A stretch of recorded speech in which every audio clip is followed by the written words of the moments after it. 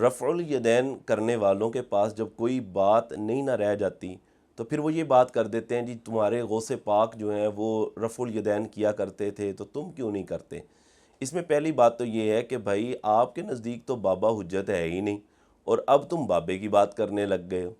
اور جی نہیں نہیں نہیں تم مانتے جو ہو، تو بھائی ہم مانتے ہیں غوث پاک رضی اللہ تعالیٰ عنہ کو، لیکن ہم غوث پاک کو تصوف کا اور طریقت کا امام مانتے ہیں، جبکہ ہمارے نزدیک فقہ کے جو امام ہیں وہ حضرت امام اعظم ابو حنیفہ رحمہ اللہ ہیں۔ وہ ہمارے فقہ کے ان مسائل کے امام ہیں کہ جو فروعی اور مختلف فی مسائل ہیں، ہم ان میں حضرت امام اعظم ابو حنیفہ رحمہ اللہ کی تقلید کرتے ہیں، پیروی کرتے ہیں۔ اور وہ امام اعظم ابو حنیفہ رحمہ اللہ کہ جو 80 سن ہجری کے اندر پیدا ہوئے ہیں اور 150 سن ہجری کے اندر ان کا انتقال ہوا ہے، اور حضرت امام اعظم ابو حنیفہ رحمہ اللہ نے بہت سارے صحابہ کرام علیہ رضوان کی زیارت کی ہے اور ان کو نماز پڑھتے ہوئے دیکھا ہے اور ان سے نماز سیکھی ہے، لہٰذا ہم فقہی فروعی مختلف فی مسائل میں حضرت امام اعظم ابو حنیفہ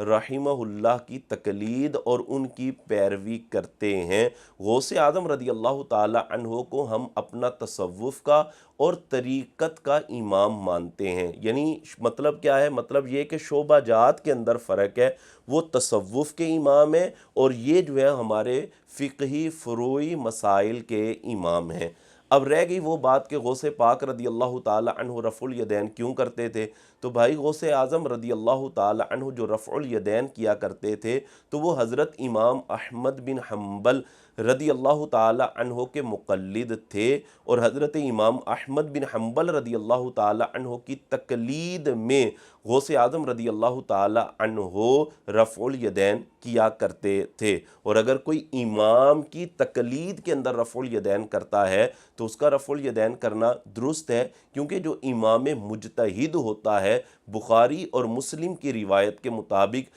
اگر امام مجتہد خطا بھی کرے تو بھی اس کو ایک نیکی ملتی ہے، اجر اس کو دیا جاتا ہے۔ تو ایک ہے کہ مقلد رفع الیدین کرے اور ایک ہے کہ غیر مقلد رفع الیدین کرے، یعنی وہ شخص جو عامی ہے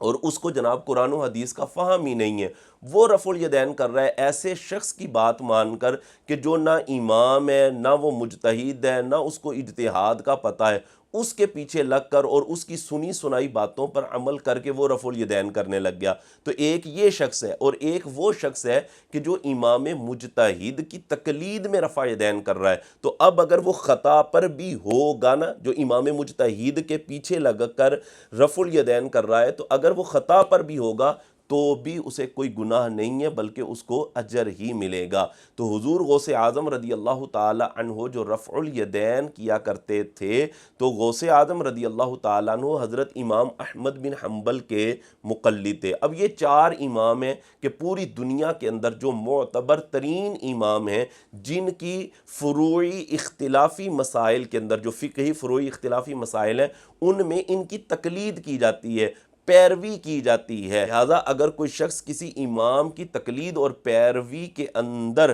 کوئی سا بھی عمل کرتا ہے کہ جو ایک فروعی مسئلہ ہے، تو اس میں وہ گناہ گار نہیں ہے بلکہ اس کا عمل کرنا بالکل درست ہوگا۔